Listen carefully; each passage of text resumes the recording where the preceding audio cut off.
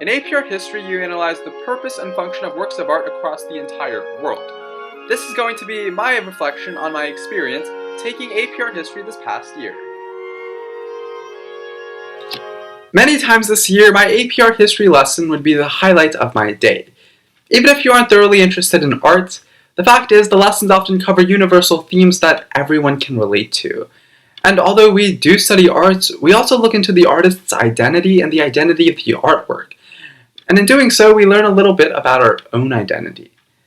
My biggest takeaway from AP Art History is that behind every work of art is the culture behind it, and the identity of the artist that created it, as well as the community that created it. It's because of this that AP Art History isn't just an examination of works of art, but also a comprehensive insight into thousands of years of history. Take, for example, this work, Akhenaten, Nefertiti, and Three Daughters. This work was commissioned when Akhenaten became the pharaoh of Egypt, and when he did, he wanted to make a radical shift in Egyptian culture by breaking away from the priestly class which had previously held so much power. In marking this radical shift, Akhenaten looked towards the art, by breaking with the traditional use of rectilinear forms in Egyptian art, and by imposing a domestic scene, something unheard of in the thousands of years of Egyptian art that we've seen.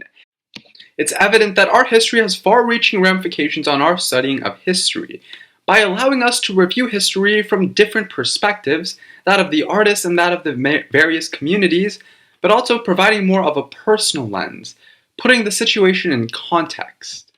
Let's look at another work of art, this time the House of the Vetii, which marked a significant shift in Roman society from wealth being held only in the hands of the traditional, high-ranking aristocratic families or patricians to that of a new class of wealthy freedmen that had arisen after being freed from slavery, of these which the Vetii brothers were a part of. Their house shows that they don't resemble the traditional values of the patrician class, marking a significant shift which is so often overlooked in traditional history. But now let's move on to another work of art, one that I believe to be the most profound and most interesting work that we've studied in our course curriculum. Because when we look at our studying of art, we also need to understand how it impacts our lives every day.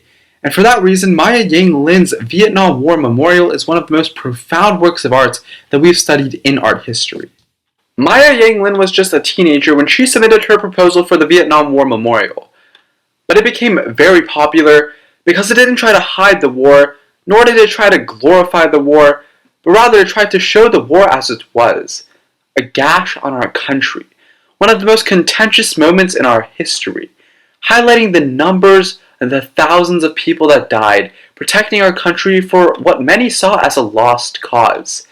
The Vietnam War Memorial has since then served as a model for all other memorials, as a means of remembering the event and remembering those that have fallen, making it truly revolutionary.